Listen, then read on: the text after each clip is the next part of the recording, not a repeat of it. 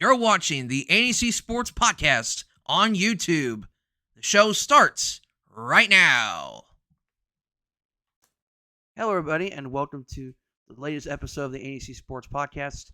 My name is Sam Frick. I'm the founder and editor at Around the Northeast Corner, covering 30 schools across Northeast Indiana and parts of Elkhart County.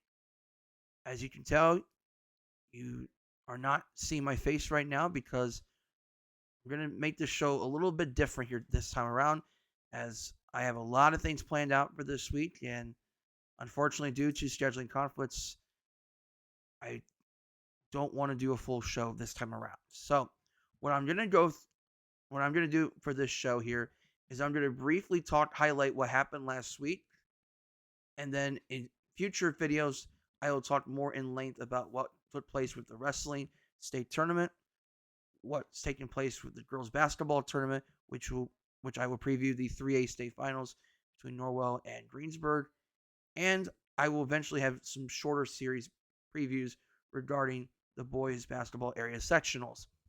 First off, leading up the talk around the corner, I do want to say congratulations to all of our area wrestlers that competed in the state finals on Friday and Saturday down in Gainbridge Fieldhouse in Indianapolis. Again, I will talk more in length about what took place in regionals and regional semi-state and then state finals in a separate post. I apologize in advance for not talking more about the wrestling state tournament, but conflicts with my scheduling, conflicts in terms of covering the girls basketball state tournament have interfered with my ability to cover wrestling more consistently, and so I do want to apologize in advance for that. But I will talk about the wrestling state tournament to bring a closure of the boys wrestling state tournament for 2024-2025. I also want to give a formal congrats to the Norwell Lady Knights, who advanced to the state finals with a 61-53 win over the Columbia City Eagles. If you saw my interview with Eric Thornton, he and I had discussed about Norwell's season and talking about just kind of this narrative going around about the unexpected run for Norwell to get to the state finals, and now there's a possibility that Norwell possibly could win a state championship, but they have a tall task in front of them on Saturday when they take on Greensburg. I will talk more in length about that matchup later this week.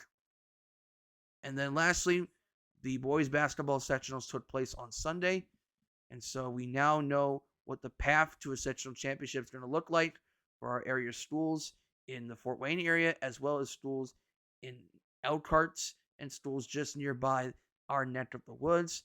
Again, I will break down these area sectionals throughout the week and heading into next week's slate of tournament games.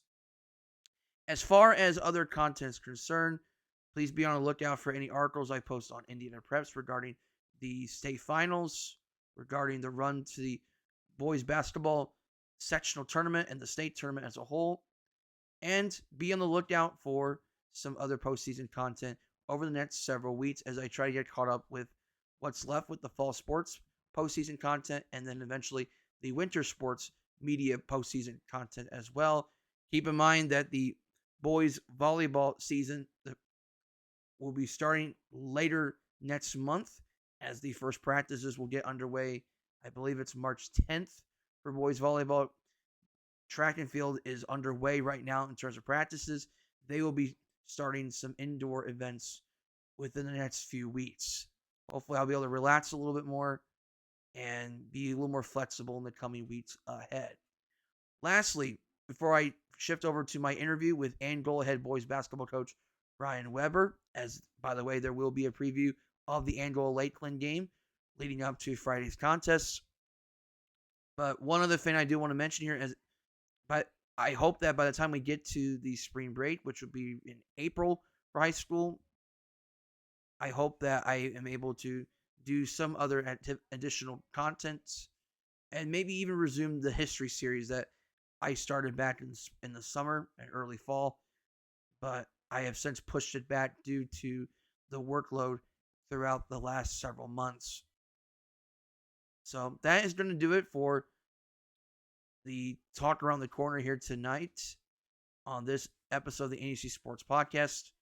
And now I will turn things over to my interview with the head coach of the Angola boys basketball team, Bryan Weber, an Angola grad who played on the Angola basketball teams that had Charlie Wills in the late 90s for the Angola Hornets, as his team gets ready for a busy week when they take on East Snowball on Tuesday at the Big Blue Pit, and they will host the Lakeland Lakers on Friday in an effort to try to secure a share of the NECC championship. Enjoy the interview, and I will see you next time.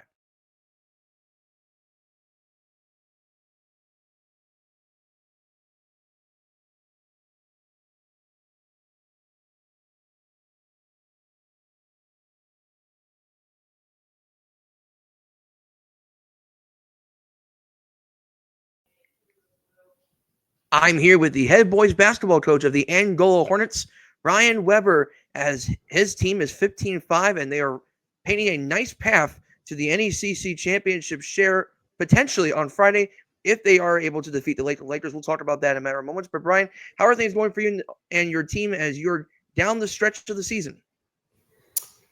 Things are going well. Yeah, we've had a good stretch here coming down to it, and guys are playing hard and staying healthy, and have had some big wins lately, and kind of getting ready for this, gearing up for this week. Mm-hmm. As I mentioned, 15-5 are the Angola Hornets, winners of their last 7 straight. But before we talk about this team, I do want to mention your background here, Coach. You went to Angola, if I remember right. You played for the Angola Hornets during the glory days of the 90s and whatnot. What made it Right. what intrigued you about the job when you took it, and how much has it been being a part of that first year as the Angola head varsity coach? Yeah, so I've been, like you said, I've been a part of Angola basketball for quite a while. Born and raised here, and I coached previously with Greg Holmes for about 10 or 11 years, and got out of it for a little bit, and then back into it now. So it's going well. I'm just it's always been, this has kind of been a dream job for me, and I didn't know if it would come to fruition again, but it did, and I've just enjoyed every second of it this year, working with the guys and the coaches, and it's been a dream come true. Mm-hmm. And obviously, this is a team full of athletes and hardworking kids. But in terms of your message when you first got the job, what was that vision for this team, and how well have they adapted to your vision?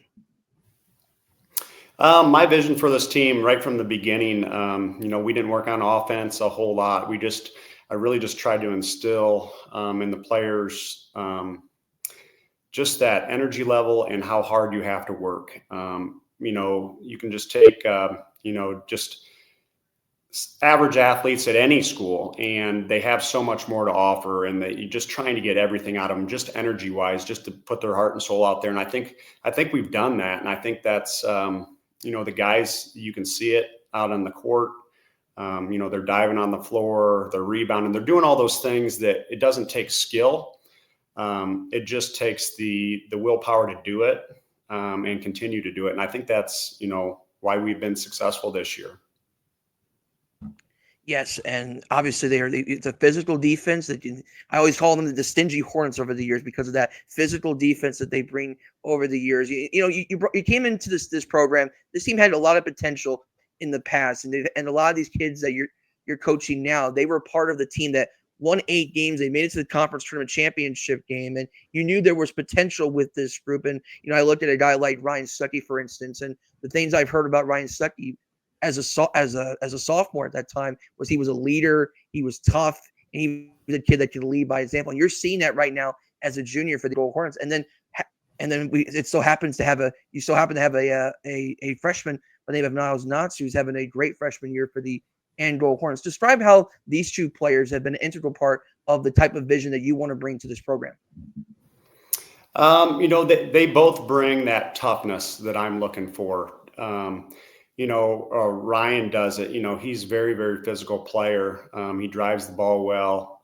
He can really get into people and, lock down on defense. And that's what we're looking for. And then Niles, he brings that also. From the day he stepped on the court, he's been a leader. He just gives everything when he's out on that court. You never have to tell him to play hard. It's just in his nature. He'll do whatever it takes to win, and I'm looking forward to having him the next several years. But that's and all the guys are like that, though. It's just that hard work and just willing to do the dirty work. Mm-hmm. And you look at other guys like Tommy Caswell, your floor general of the team, Tyler Ruppel, who had a nice week as well, including the 10 points to lead your team in the win against the Eastside Blazers. You have Crew Weber, another big as a freshman on this team as well. So you got a lot of guys that do a lot of their roles extremely well. And then when you look at the season as a whole, you're finding ways to win games and doing so in close games and overtime games. I talked to Brett Briscoe last week, and he talked about the 6 overtime games by the Angola Hornets are the tied for the second most in IHSAA history, which really just wowed me right there. And thinking, wow, it's 6 overtime games, and you're just finding every which way to come up with wins, even against some of the tougher teams and the more talented teams in the area. Yeah, we are. And what's really cool about our team, and I think what makes us special, is we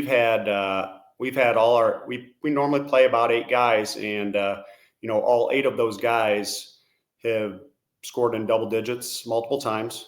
So I think that makes us tough to game plan against. And we've had all 8 of those guys who have kind of been, one of those guys that stepped up and helped us win some of those games. Niles has stepped up, Cruz stepped up, Tommy stepped up, Ruppel stepped up multiple times.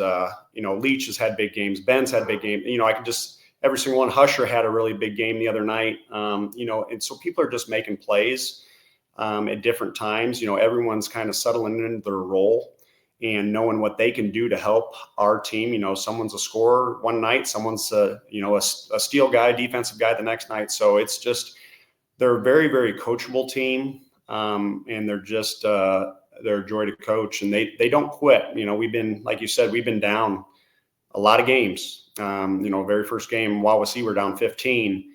And, we battled back. So it's just what we're used to now. I don't want to try to break the record for overtimes. That's not a goal of mine, but if we get down to it, we know how to win ball games in tight situations. So we're going to take that into, this week in the tournament, and hopefully it's a advantage for us. Yeah, that first game, Niles not to have 28 points in that game. So if you wanted a first impression there, that was a really good first impression for your team and for Niles. Obviously, we want to shift over to this coming week here. You're coming off a nice win against West Snowball, 47-43. Again, one of those gritty wins for your team, just kind of winning it no matter how the situation is for your team. You're still finding ways to win. Well, you got 2 big games coming up this week. You're traveling to East Snowball tomorrow night against a very good East Snowball team that's starting to get healthy again, and they're a deep team of East Snowball with Quake, and you got Boker, Richie inside, right? And they're very difficult to defend because of that versatile scoring and whatnot. And you got to go to the Big Blue Pit, which is not an easy place to play whatsoever. Right, tough place to play for sure. Yeah, we're looking forward to that matchup tomorrow night. Like you said, it is a very good team. They were injured earlier, and I think they lost a few games that maybe they have their full squad. The whole year they don't. But they definitely have 3 really good shooters that we're going to have to take care of. They got an inside presence. And we're just going to play our basketball. We don't focus a whole lot on, figuring out their plays and stuff like that. We have a system, the way we play basketball, and, we're going to come in and do our thing. We're going to make things difficult on them on the defensive end and, push the basketball. And, it's no secret what we do. So, but I promise you my guys will play hard. Yeah, that is for sure. And then the game on Friday is going to be a game that will decide whether you'll be able to claim a share of the NECC. Obviously, Westview has a game tomorrow as well. They're taking on the Fremont Eagles, which if Westview were to win, which a lot of people expect that to happen, but assuming it does happen, Westview would have their share of the conference, and it would come down to your matchup with Lakeland on Friday. A long history between these 2 schools, about 60 years of playing against each other, dating all the way back to 1965. And it's been a very competitive series over the years, and Lakeland won the conference last year. ironically, it came at the buzzer against Angola at Lakeland. So your thoughts on this Lakeland team, because this is a team like East Snowball. They got a lot of kids that can beat you in a variety of different ways, and they're also a very tough team because of their defense as well. Yeah. I would say they're similar. They're coached very well, and you can just tell that watching them play. You know, they play hard, but they've got a strong junior class like we do. Our junior class has been kind of battling them back and forth since middle school, so they all know them well. You know, and it's there's that rivalry there. So I know our guys are excited for it. Obviously, we know what's at stake. We put ourselves in a position that if we take care of business, you know, we can control our own destiny. So we're excited for that. You know, but we're not focused on it. You know, we're going to come out and play loose and have fun, and just do what we've been doing all year long, and you know, see how the game goes. But again, we're going to play our style of basketball and up tempo, and it's a home game. Our crowd's been awesome this year. Our fans have been loud. The stands have been packed. I'm assuming it's going to be packed on Friday. I hope it's going to be packed on Friday, and we'll need those guys there. We'll need that extra boost. That's a big advantage for us. Yeah, last week me and Brett kind of anticipated that if it would come down to that matchup on Friday, that we do expect this to be one of the highest bigger crowds that we've seen in quite some time, which is good. It's good to see for the fans of Angola to find some excitement and energy for this program as we head over to sectionals, which next week you're going to be going to Garrett in sectional play. You drew the Garrett Railroaders in the first round sectionals. You already know a bit about Garrett already. You've already played them twice this year. And as you know, just like with East Snowball and Lakeland, Garrett is a very difficult team with talent of their own. And they got a couple of sophomores and juniors that are quite good as well. You've won 7. There's been a lot of good things going on with this team and whatnot. How do you continue this momentum as you prepare for the postseason? You know, we're just trying to first off, you know, we're gonna focus on this week, and we're excited for next week, but we're gonna get through this week first. But yeah, next week we've got Garrett, and we know a little bit about them. Obviously, we played them at our place, and then we lost to them by 1 point in overtime at their place. So it's going to be a heck of a matchup. You know, they play extremely hard, just like we do. They've got a big guy, King. It's a nice player. Kaufman really hurt us last game, you know, getting in the lane, and probably had one of his best games of his career against us. And, you know, so it's just we're going to come out and we're going to give everything we have. And, you know, we've been thinking about that loss for a while. And so we're looking forward to the opportunity to get back on that court again and, you know, prove ourselves. We've learned, we did things in that game that, you know, we wish we could take back, but each loss we had this year, I think that's one thing our team really did well, is we try not to make the same mistake twice. We learned what we did wrong in that, and hopefully we're better, and we can come out with a victory on Tuesday night. Yep, this is Bryan Weber, the head boys basketball coach of the Angola Hornets, as they prepare to go through this final week of the season before heading to sectional play next week when they take on Garrett at the Garrett sectional. Final question for me, Coach. As I mentioned earlier, you are an Angola grad. You played for the Angola Hornets during the glory 90s days for the Hornets, and we've, you know, just recently the school celebrated the 1999 regional championship with the Angola Hornets basketball team and whatnot. Now going through your first season as the head boys basketball coach, what has it been like being around the community, being around the excitement of Angola basketball, and cherish the memories, but still be able to move forward with the program to be able to set up for future success as well? It's been awesome. You know, since I've been back, you know, I think that's one advantage that I have over, you know, other coaches that aren't actually from the community, is that I've got, you know, I'm born and raised here, grew up here. And so I've got all these connections of guys that I played with, you know, Charlie Wills, came back, Shane Chris, Steve Quatter, Ross Kinsey, all those guys, Chad Adolph, Case Gilbert, Chase Verba, you know, I could go on. And all those guys have been, you know, we had a bunch of them come back this summer and help out at camps to kind of get things rolling. Charlie Wills came back and did a camp with us. So it's been awesome. You know, I've had people reach out in the community and just want to be a part of it, whether it's being a sponsor or, you know, they come in and help with junior basketball. And it's it was an exciting time when I played, and it's something that I'll never forget. I mean, going into sectional when we went to DeKalb, and fans are lined up before the buses got there, and standing room only, like that's something that you never forget. And I think it never left me. Some people it might leave, it just didn't leave me. And I think that's what drives me now. I want my players to experience that. And, I want those gyms filled for them, and just to feel that. I tell them all the time, I said, enjoy the moment. When you run out through that tunnel, I said, look at your family in the stands. Look at your friends. Like, this is a special time, and don't take it for granted when you step on that court, because it doesn't last forever. So I think that's what brought me back. Like, I want to continue to be a part of it, and I'm getting to be a part of it again. So I'm very, very lucky. But as I go forward, I just want to continue that excitement for our program. I want the youth, to be excited to play basketball and have fun with it, and not be a chore. I just want there to be that enjoyment, for the fans and the players. And that's the most important thing, just enjoy it. That's awesome to hear. And Angola fans are reminiscing the glory days, but still be able to move forward. And the future is bright for this Angola program in the coming days and years ahead. Any final thoughts before we let you go? No, I just want to thank you, for this interview, and I appreciate all the coverage. And, that means a lot to me. It means a lot to our student athletes and our school. I know, although you put in a heck of a lot of work and very, very knowledgeable from, watching other shows, past history, it's awesome what you do. And we appreciate that support, and let's just keep it going for high school basketball. And come on out and see us this week. We're going to need all the fan support, and then continue next week, and let's see if we can make a run here and make history. I want to get those boys that are up on that regional wall. I'd like to take their spot someday. So